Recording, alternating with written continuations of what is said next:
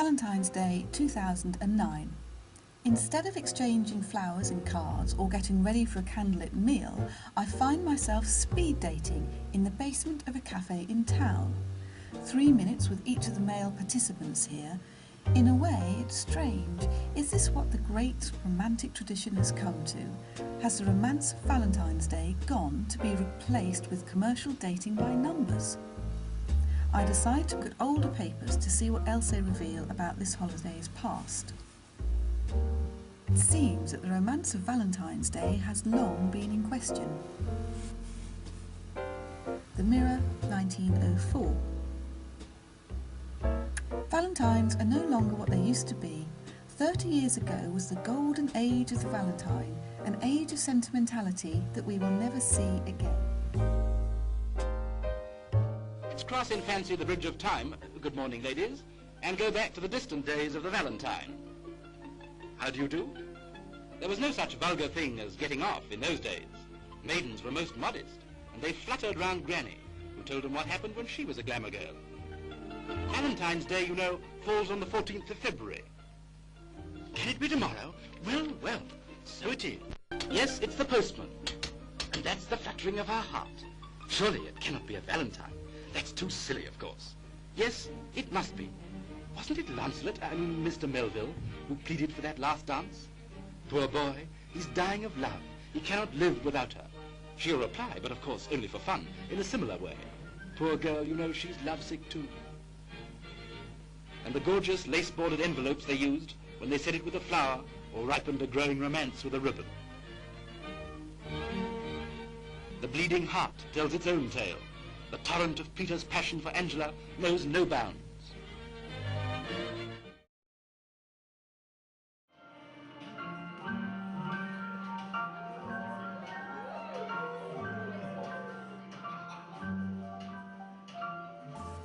Being a modern type of girl, I have at least 2 parties to attend this Valentine's night.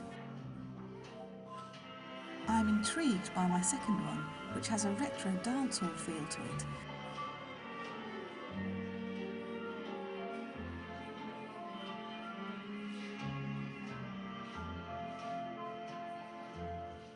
And certainly feels more romantic than speed dating. And I'm wondering if romance really was a thing of the past.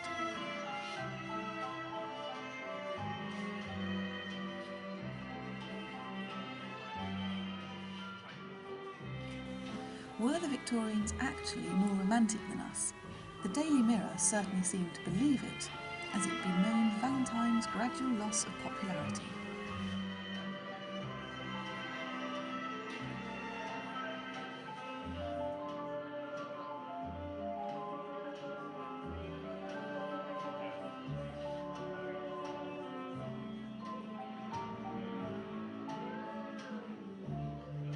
Perhaps looking closer at the cards that people sent on Valentine's Day will give us a better sense of how romance was expressed throughout the years.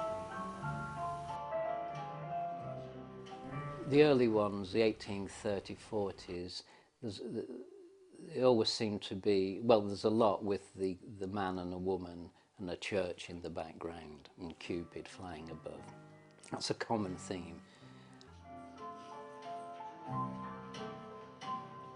These are called, if I can get it, flower cages. See how they cut it, or a beehive. So these were very popular actually. This is about I think this is Watermark, the paper, 1819. So it's probably 1820s or 30s. About 1830s, middle of the 1830s, lithography came in, which was printed in black and white and then hand-coloured. These were what you may call the sentimental types, referring usually to love, marriage, romance. As time went on, the process advanced quite a lot, so it was cheap to publish coloured prints, and that took off in a big way because suddenly the public was just an explosion of colour for everyone. It seems that romantic Valentines offered an easy and socially acceptable way to express affection, and could serve as an initial step in a longer process of courtship. They provided a means of contact between men and women without threatening the guarded distance demanded by respectability. With these anonymous Valentines, mystery and fantasy were central, which may contribute to the idea that the Victorians were more romantic and sentimental than we are today. Perhaps this notion of innocent courtship is what we're really still seeking.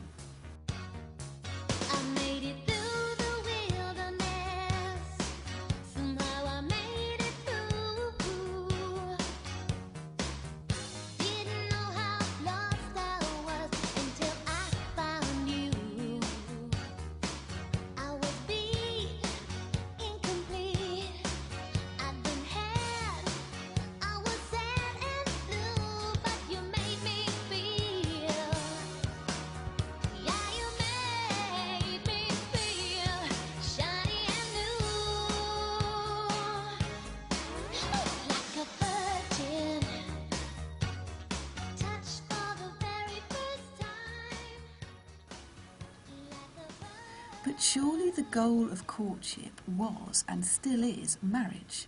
Perhaps the romantic Valentine simply served to idealise the very different and sometimes difficult reality of domestic everyday life.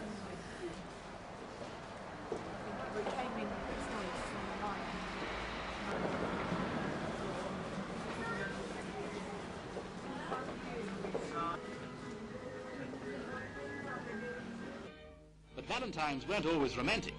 In the collection of Mr. Tom Newman of the Hull Museum are such quaint specimens as the tinker, the milkman who watered his milk at the village pump, the cookie and the bobby, a mechanical marvel of the age. They were popular 50 years ago. 100 years back, uglies as they were called, like this terror, were in great demand. The nincompoop, or Bob's your uncle. A frumpy maid, sometimes sent by a jealous person. And a Scotsman ganging south. Whilst we're still poking fun at romance today, many Valentine's gifts in the 19th century were taking a sinister edge, remarkably close to a poison pen letter.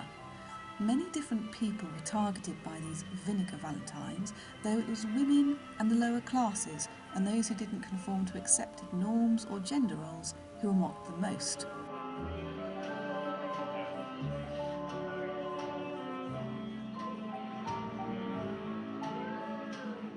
The caricatures that the artists drew, you know, they didn't have any boundaries. They would make fun of anything. The Times, 1911. In the world of the orthodox Valentine, everybody is young and beautiful and delightfully in love. The ugly Valentine asserts that love is not all beer and skittles, and that young lovers are in a state of delusion which it proceeds to dispel as roughly as it can.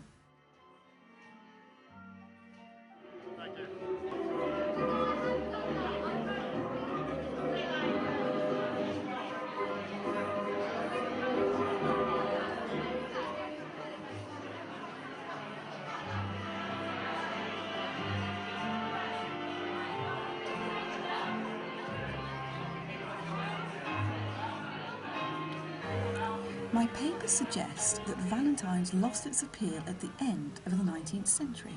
By the 1950s, however, its popularity had returned.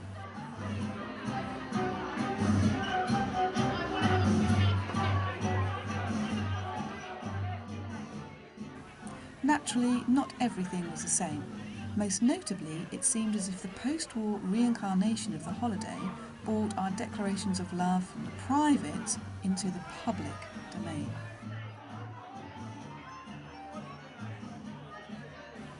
The more recent public display of Valentine's Day perhaps provokes comparison or competition and seems a way of belonging, of conforming or affirming your own sense of self.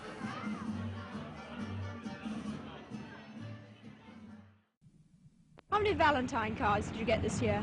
Oh, quite a lot. What were they like? Mostly funny ones, not as many frilly ones as last year, I don't think. An improvement this year on last? Yes, I think so. Well, how many did you get, in fact? About 8 or 9. Did you really? But such is the ever-growing demand for these love tokens that at this Edmonton factory they go into production months before St. Valentine's Day is due.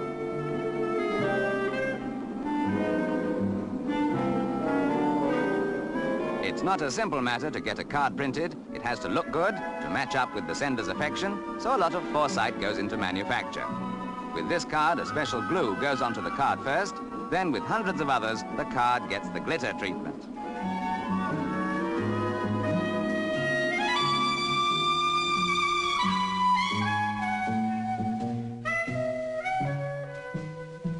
The cause of many a beating heart on the morning of St. Valentine's Day starts here.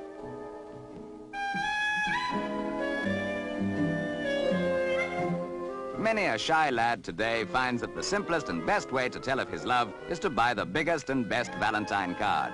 And you can't do better than this, can you? I got you a card. I got him roses, but I left them at home accidentally. Yeah. So I did get them, but still. And I think it's probably been different from what it was in the past. Yeah. Like what people do for it and what people say about it. Like, I don't know, presents might have just been like flowers, say, I don't know, 30 years ago, maybe less, maybe more. But now it's like you have to get the flowers, you have to get the chocolates, you have to get the presents, Yes. you have to get the little Buying cuddly bears holding a heart and cards and everything. And now it's a bit Yeah, I think a bit too much. it's become a bit too commercialised, I think.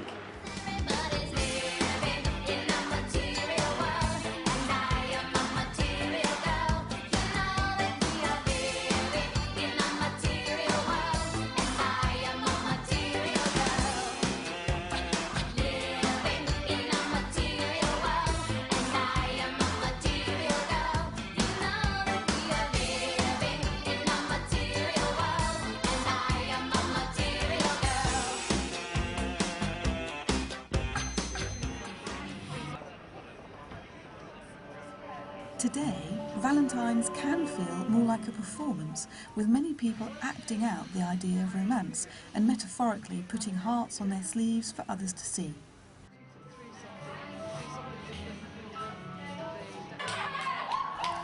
Is romance still alive, or are we just responding to the increasing cult of self-exposure and replacing it with a hollow act that bolsters our fragile self-identity?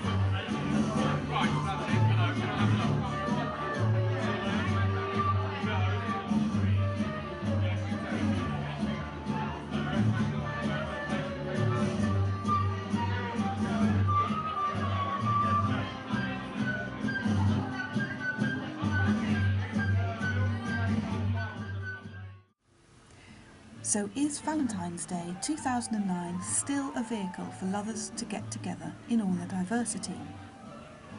Looking around at this party, I certainly feel that romance is still alive and is taking many more forms than was perhaps acceptable in previous years. And whether speed dating, waiting for a dance, dropping a hanky or receiving an anonymous card, Valentine's Day is still the catalyst of a potent mix of mystery, exotic love, passion and desire.